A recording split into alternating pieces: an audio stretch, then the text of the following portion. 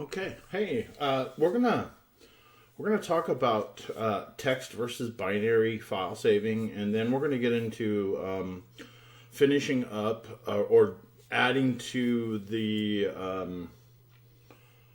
well, essentially, we're gonna do a demo on serialization. So we'll go ahead and get into what is text versus binary. And when you output as text, what you're doing is you're taking like a variable such as an integer called I, and say that we assign I equal to 4. That means in RAM that you can kind of think of I as a box, and it exists on RAM. And let's just say I'm just throwing this number out there, and usually these are in hexadecimal, but I'm saying that in RAM this would exist from address 1000 to 1003, or 4 bytes. And then at that place in RAM would be the value 4. So when you save as text, what happens is you're saving the value that's inside of the integer. But the thing is this value is all in zeros and ones. That's the way it's saved, or that's the way it is in RAM. And what then happens is when you save the text, they don't take the actual variable and save it like the actual binary or the address location. They save the value of what's in it. So they actually convert it over to ASCII. And they'll take this binary that represents the value 4, and they'll convert it to an ASCII character and save the text version of what's inside of that integer I. So, the ASCII is, when you look at the ASCII table, it's just your characters on a keyboard. That's all it is. So it converts it to the characters on the keyboard. And the problem with this is if you can think about a text file, and let's say that we have a whole bunch of 4s, a whole bunch of different values, and let's say that we have 1,000,000 numbers in this file of numbers, and let's say that I want to update a value in here, and I want to add an extra 0 here. Well, the thing is to do that you have to read in the whole file, change just the one piece of data, and then output the whole file. It's stupid. So that's why we have the random access files, is so that we don't have to do all that file work and so text files, its only purpose is to be human readable, and also a lot of your log files from like web services and stuff for security will come to you in text. But here's the difference, or the thing is, with versus binary, okay? And binary is when you say, okay, I don't want to output the value 4, or I don't want to output, well, yeah, I'm going to have the value 4. What binary is it's not outputting what's inside of the variable, it's outputting the whole variable. Which means that in 4 bytes, you have the ability to store a number between 0 and I think probably at least 64,000. I'm just throwing that out there. I'm not going to look it up. But if 4 bytes, if you can store the number from 0 to 64,000, then that means in that 4 bytes, you can come into a random access file and update just this guy and change it, and only change this area in the file, and that's it. And that's the whole idea of binary files, is because you can use that seek and change your file pointer instead of file pointer going and, starting at the beginning and reading until you're at the end of the file. You just tell your file pointer to skip ahead to this byte location and modify the bytes that are there and just overwrite it. And so that's why random access files are so important, and binary files is because of that capability, and especially when you get into massive amounts of information.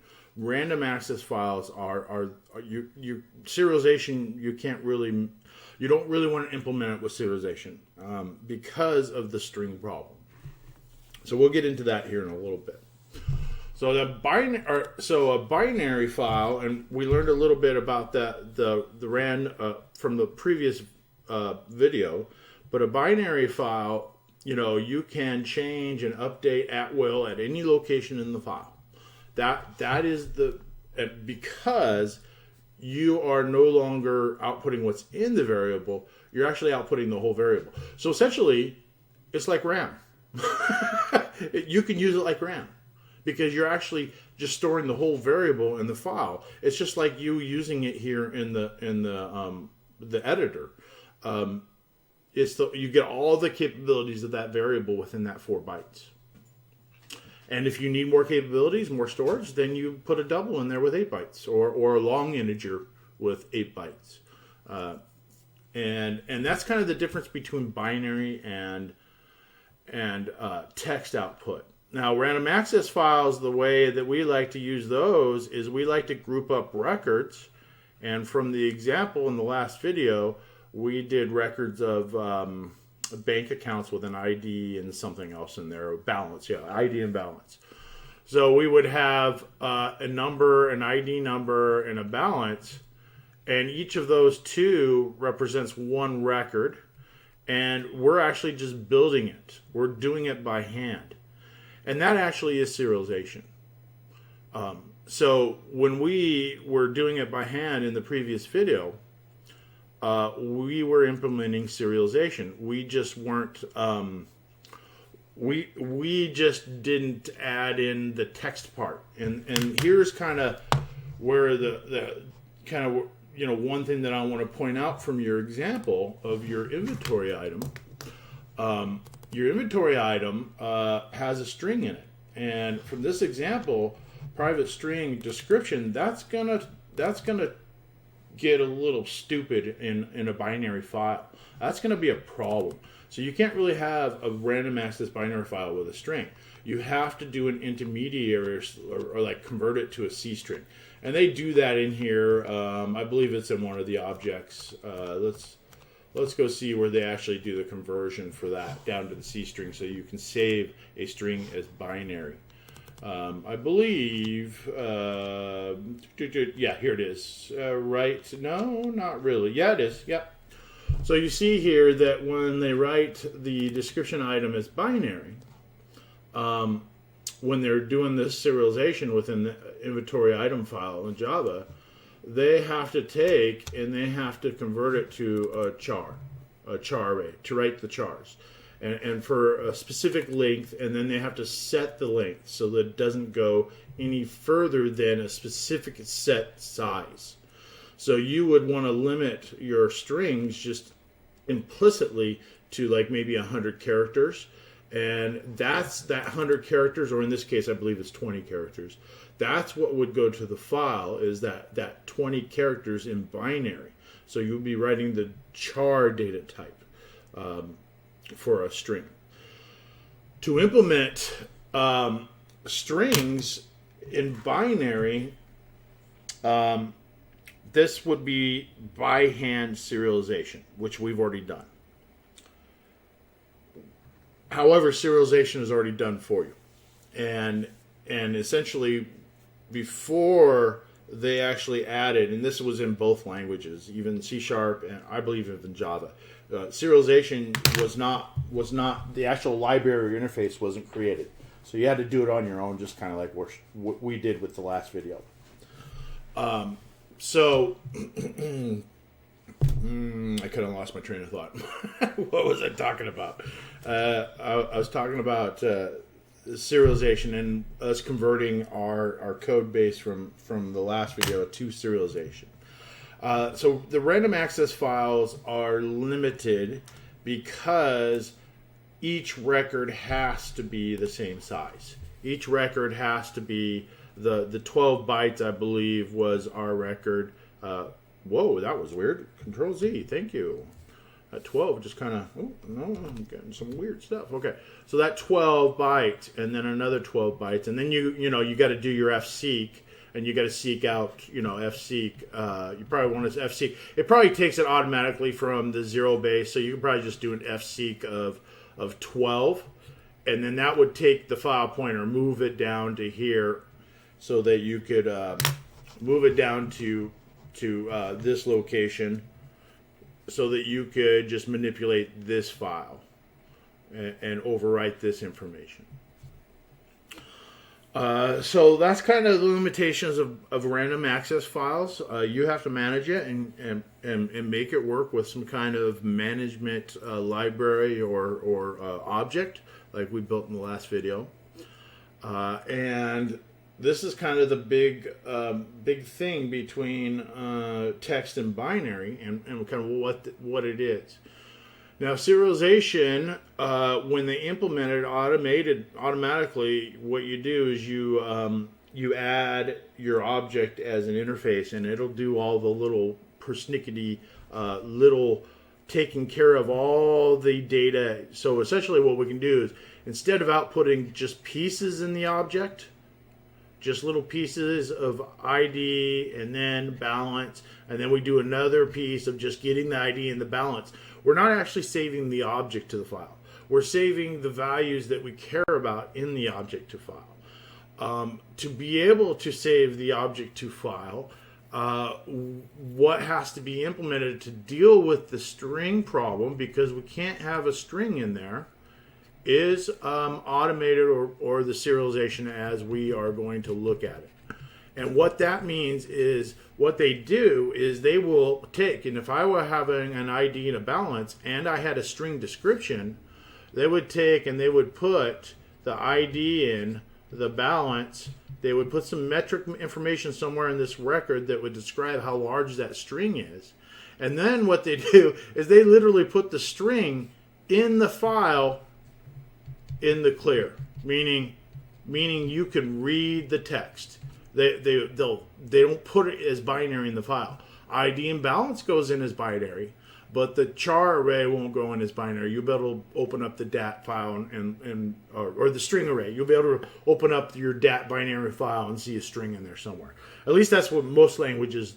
That's kind of, I haven't looked at Java yet, but we could probably do that later. So I may be lying to you, but I don't think I am. So then the next record would go, and then you would have balance, and then more metric information, and then you would have your string in the clear. All the text just put into the file. And so that's serialization is all automated, so that all we have to do is add the interface. So here's what I'm going to do. I am going to start with writing some code, and we're going to continue on from our bank account example, and we're going to make it serializable and serialize it. And then we'll probably pretty well call it, because after random access files, how text is different from binary, and how what serialization is, because you're already doing it from the last video, or we implement the automated one, then you pretty much got most of what you need for files down. Another thing about serialization, it's not a random access file, meaning you cannot randomly access it. You have to start at the beginning and go to the end. That's the problem with serialization. That's why random access files are used for databases for large amounts of data. We do not use a lot of the memory techniques we do today. We don't use them for large amounts of information, because just like in the bad old days, we don't have enough RAM to hold those huge batches of information. So therefore, we go into random access files for things like databases and stuff like that. Of course, I'm using that term loosely, random access file, when I describe a database, because that system is eminently more complex on tracking what's inside the file itself, and also proprietary. But this is the general direction of what it is. Okay, so here's where we're going to head into now. Let's go ahead and look at our code. What we need to do is we need to change this so that it extends the interface serializable. And I believe the example I'm going to be using from your book, and we just need to say that it extends serializable. So what we're going to be serializing is the bank account, and so this is what needs to be extended as an interface. And guess what? C# works the same way with serialization.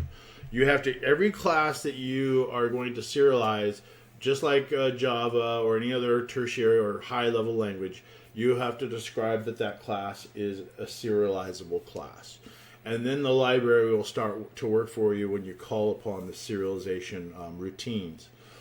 So now what I'm going to do is, I think it's going to be just extends interface serializable. No, I don't think it's serializable. But anyways, it's serialized. Let's look at it. It's in your book here. Oh, your book, good. Your book actually talks about the file pointer. That's kind of cool. Okay. Well, I'm just kind of looking for the code that'll allow me to add that. Example, don't tell me we're going to have to Google. Don't tell me we're going to... Come on, book. Give me some... Oh, here we go. All right. Yeah, implement serializable. I had that one way wrong. Okay. So let's see here. Public class. Implement serializable. All right. And that's how we're going to take a hold of the interface that allows us to do this. Serializable. Okay. I probably misspelled that. Serializable. Oh, implement. Duh. Capital I. Okay, so now I need to actually do my imports here too. I believe I need to import. The serializable library.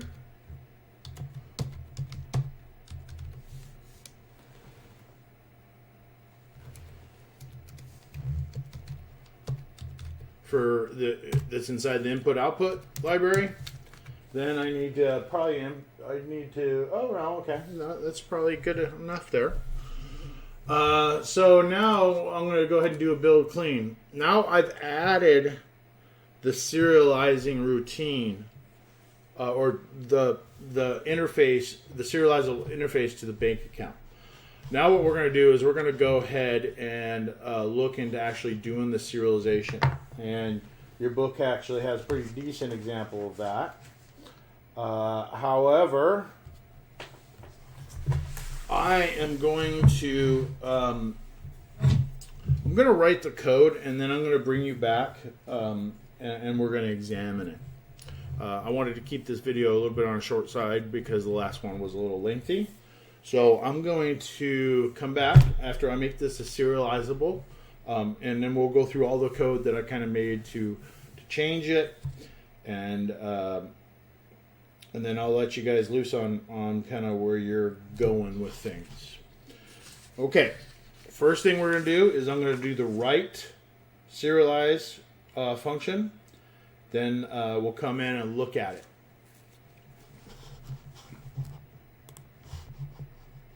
Okay, we are back. I'm going to take you through the changes I made.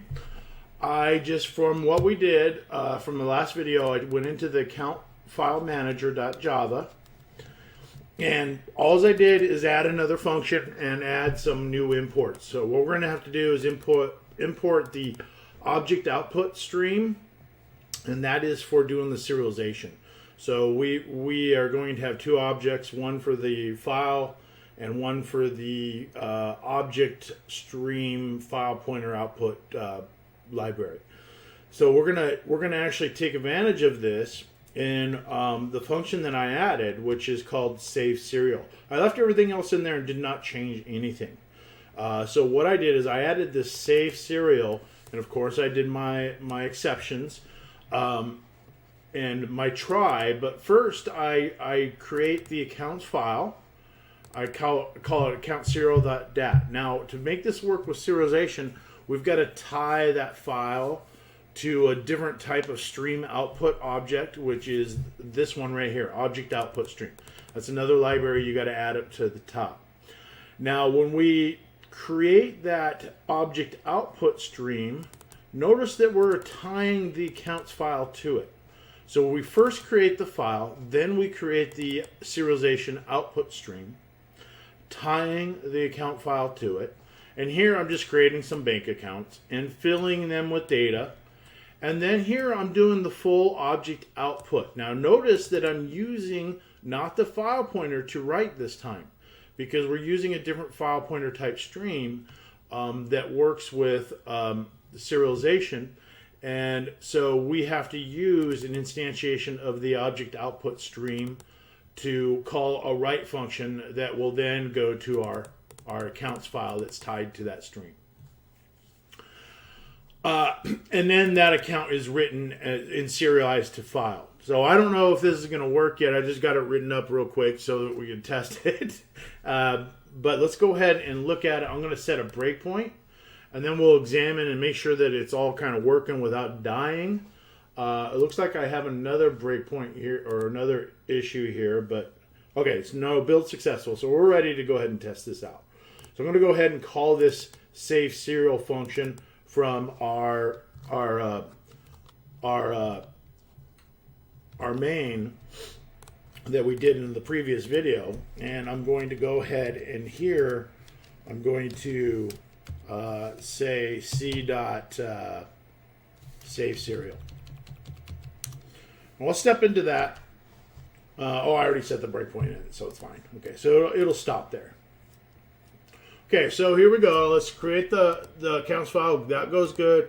The object output stream, good. The account pointer, good. Create the account, good. Write the first account to file. Serialize the first account. Good. Okay, we don't know because I've got to check the file, obviously, but we had something. So now let's go ahead and look at the file and see what we got.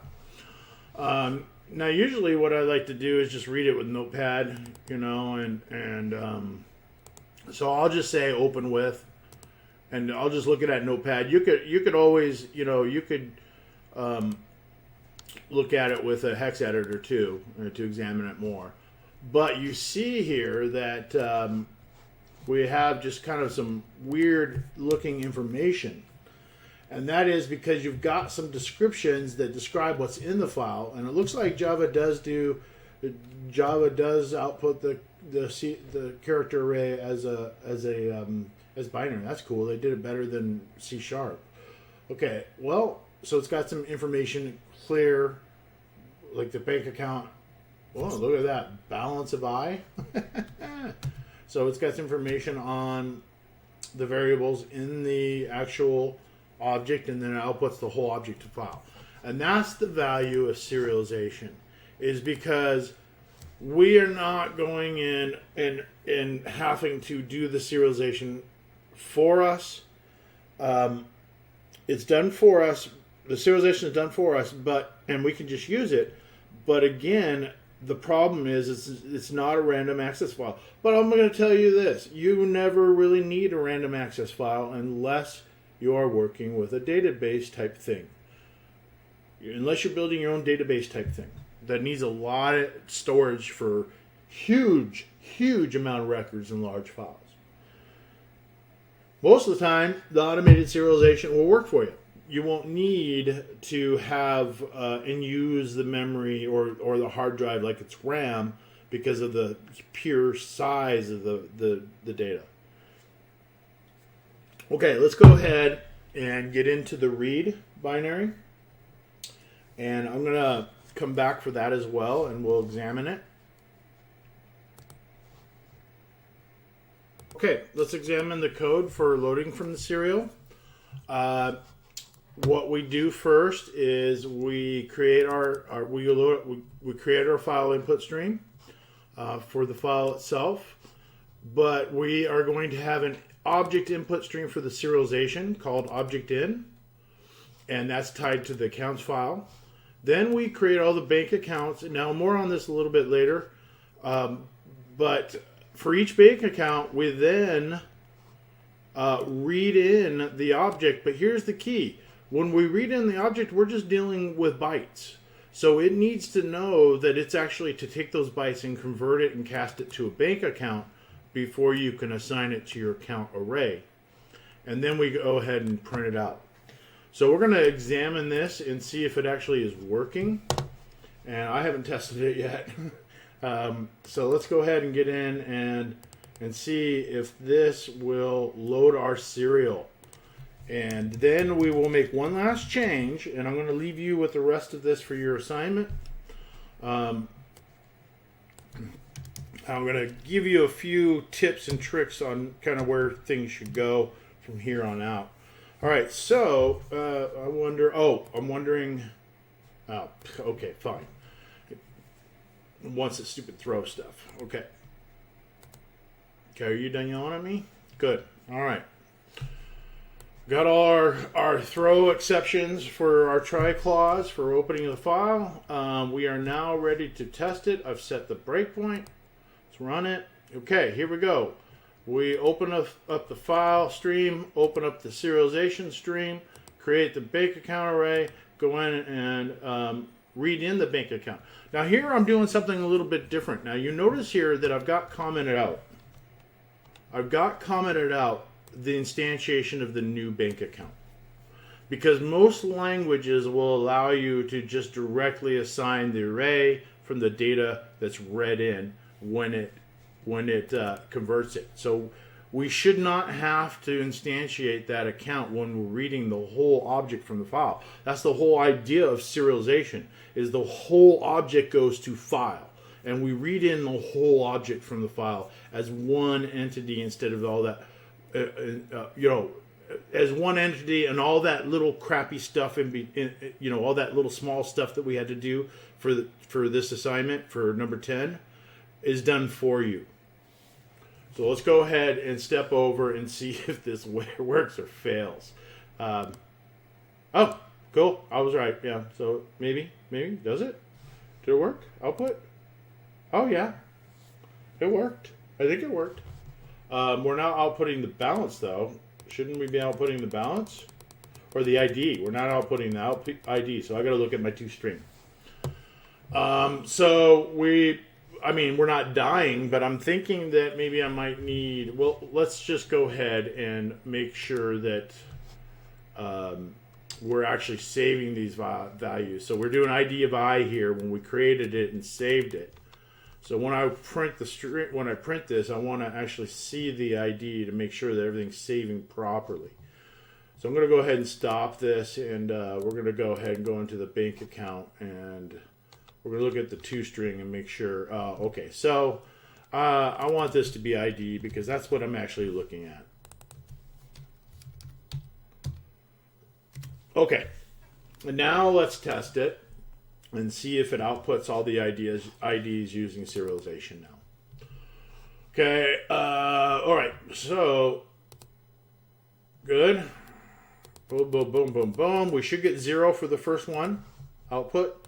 Then we should get a 1 for the ID. There it is right there. There's our 1. Okay, so I'll just hit play to continue. And we got the output that we needed. So those objects are being properly saved to file. So remember this. This is very key. All languages work that way. So when you're actually loading the object from the file, you don't have to instantiate it. You only need the array that holds it, because you're loading it directly, the whole object from the file. It already exists in the file, and that's what the read object gives you. It instantiates it for you. And then, of course, you just have to cast it to the right data type. Okay, here's the last thing that I think that you should do, and that is this. You should not have this here. That should be all the way up here. Now you're going to have to make some modifications to have this capability, but your array for your bank accounts should be done at the object level. And then you may need to want something like this. private int account number, or so how many accounts? So you want account count. So how many accounts do we have? Well, in this case we have 5, but we haven't created them. So you're going to have 2 different variables. You're going to have account count, and you may have another variable if you want it that tells you how many of those accounts in the random access file are actually have values that actually. Well, let's not get too far into that. No, let's just make this changes if you can. Do your best, because that's the way it should be. And then of course you have the number of accounts that you're working with in your random access file. Other than that, that's it. We've talked about serialization, the needs for serialization, how to do serialization. You did it on your own from the last video. Hand by hand with your random access file, which I wouldn't really kind of call serialization, but yeah, you actually did it by hand. So, but you made it behave in the way that a random access file should behave, in the fact that every record is the same size. So we're going to go ahead and I'm going to do a quick pause on these 2 functions. I had a whole bunch of imports that I needed to add for all the stream input and output objects. And then I added this save serial function. I'm pausing, by the way. And then I added the load serial function.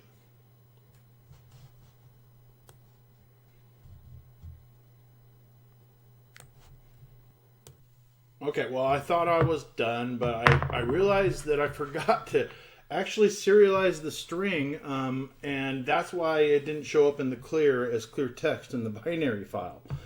So I never added the string, and that was kind of one of the whole main points of this video, is to show you serialization with a string. So let's go ahead and do that, and then look at the file. So for the bank account, I'm going to go ahead and add a string here. And it's just going to be name, something simple like that. And then what I'm going to do is I'm going to just add a real quick set name.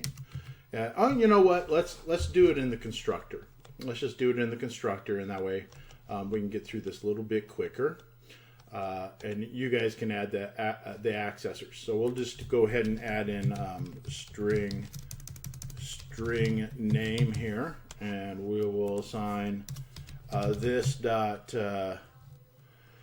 name equals name. Yep. Okay. And now it's gonna output the name to the binary serialized file. So let's go ahead and go to where we create the file and save it as a serial. And then what I'm going to do is I'm going to modify this bank account and add the constructor that I need for the name. Hello, blah blah blah blah blah blah blah blah stuff. Okay, so I'm just checking to see that the stupid thing saves. And of course you would be putting in an appropriate name when you use this, but I want to see if it saves, and then I just want to show you the file and what it looks like with this string inside of it, because you should be able to. Most languages do it so that it comes in the clear as clear text in the binary file. So let's go ahead and run the save serial and examine the file, and that will actually be the official end of this video series, because I finally got what I wanted to done, which is to serialize an account with a string inside of it. Okay, so now let's go ahead, and since we've made these changes, we've added a name field to the bank account.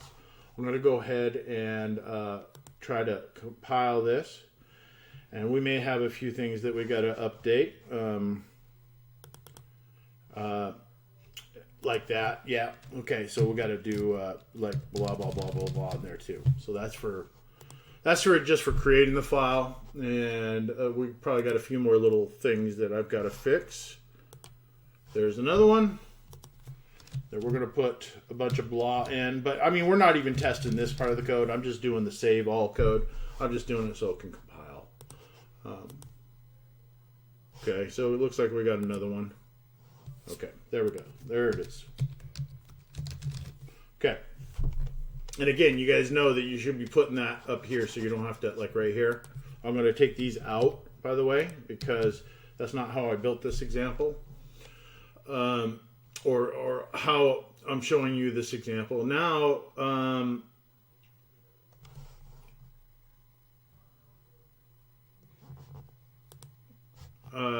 you know what? Let's just kind of test out.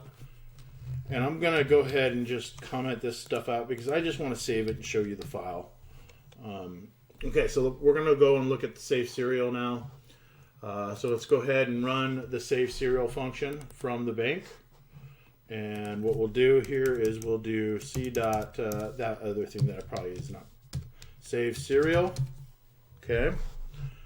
And we're going to run that save serial function. Let's go ahead and just compile and clean. Okay, we're good. We're good to go. I'm going to go into the save serial function. And I'm going to set a breakpoint so that we can see it behave appropriately. Okay, step over, step over, step over, step over. Good, we're good. Okay, that's all working. Play, it's done. Now let's look at the file that was saved with the string in it. Okay, there it is. I can open it up with Notepad. There it is. Okay, so yeah, it is in the clear just like all the other languages. So what they do with the serialization is they just throw the text in there and they have a size area for how big it is. And then they just throw the text into the binary file as ASCII characters. And every language does it this way. So so that's the true end to this video series. I apologize for forgetting and getting your hopes up. Thank you guys. Bye.